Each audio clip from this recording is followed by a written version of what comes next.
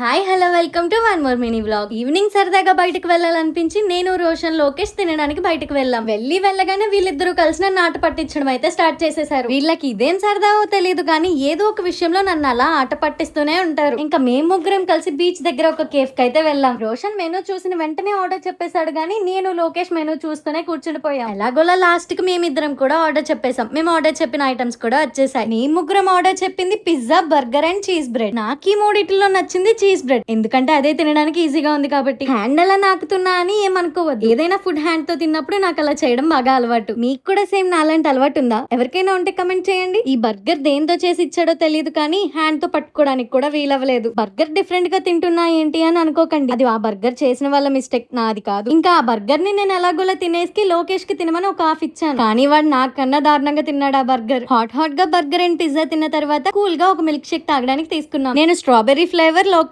Chocolate flavour తీసుకున్నాం. Strawberry flavour కన్నా chocolate flavour బాగుందని చాక్లెట్ మిల్క్ షేక్ నేను తీసుకుని స్ట్రాబెర్రీ లోకేష్ కి ఇచ్చేసాను. ఇంకా మన రోషన్ అయితే ఒక కాఫీ తాగాడు. That's it for today. ఇంకో మినీ వ్లాగ్ తో మళ్ళీ కలుద్దాం. అంటిల్ దెన్ సబ్స్క్రైబ్ టు నందు వ్లాగ్స్.